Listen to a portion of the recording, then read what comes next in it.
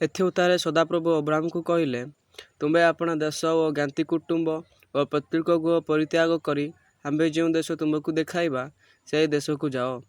ଆମ୍ଭେ ତୁମଠାରୁ ଏକ ମହାଗୋଷ୍ଠୀ ଉତ୍ପନ୍ନ କରିବା।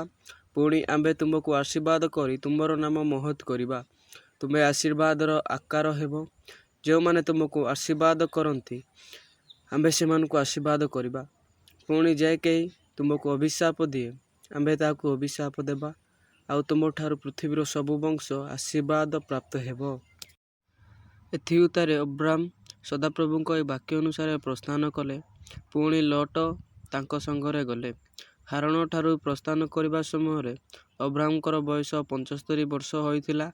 ଏହି ରୂପେ ଅବ୍ରାମ ଆପଣା ଭାର୍ଯ୍ୟା ସାରୀଙ୍କୁ ଓ ଭ୍ରାତୃପୁତ୍ର ଲୋଟଙ୍କୁ ଓ ହାରାନଠାରେ ଆପଣମାନଙ୍କ ସଞ୍ଚିତ ଧନ ଓ ପ୍ରାପ୍ତ ପ୍ରାଣୀମାନଙ୍କୁ ଘେନି କିଣାନ ଦେଶ ଉଦ୍ଦେଶ୍ୟରେ ଯାତ୍ରା କରି କିଣାନରେ ଉପସ୍ଥିତ ହେଲେ।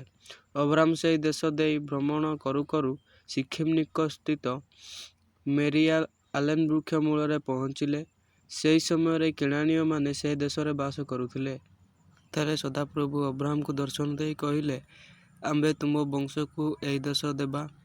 ଏଥି ନିମନ୍ତେ ଅବ୍ରାମ ଆପଣା ନିକଟରେ ଦର୍ଶନଦାତା ସଦାପ୍ରଭୁଙ୍କ ଉଦ୍ଦେଶ୍ୟରେ ସେହି ସ୍ଥାନରେ ଯଜ୍ଞବେଦୀ ନିର୍ମାଣ କଲେ। ଏଥି ଉତ୍ତାରେ ସେ ସେହି ସ୍ଥାନ ଛାଡ଼ି ବେଥଲିମର ପୂର୍ବ ଆଡ଼େ ପର୍ବତକୁ ଯାଇ ଆପଣା ତମ୍ବୁ ଠିଆ କଲେ।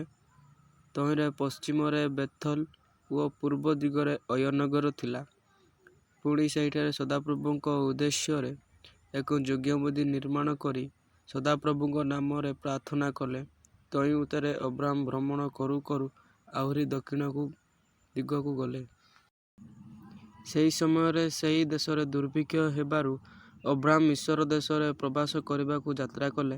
ଯେହେତୁ ଦେଶରେ ଅତିଶୟ ଦୁର୍ଭିକ୍ଷ ପଡ଼ିଥିଲା, ଏଥି ଉତ୍ତାରେ ମିଶ୍ର ଦେଶରେ ପ୍ରବାସ କରିବାକୁ ଉଦ୍ୟତ ହୁଅନ୍ତେ ଅବ୍ରାମ ଆପଣା ଭାର୍ଯ୍ୟା ସାରୀଙ୍କୁ କହିଲେ, ଶୁଣ, ତୁମେ ଦେଖିବାକୁ ସୁନ୍ଦରୀ, ତାହା ମୁଁ ଜାଣେ।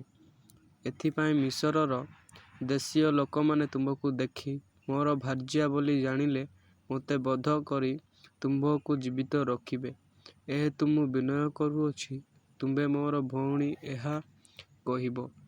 ତହିଁରେ ତୁମ୍ଭ ସକାଶୁ ମୋହର ମଙ୍ଗଳ ହେବ ଓ ତୁମ୍ଭ ସକାଶୁ ମୋ ପ୍ରାଣ ରକ୍ଷା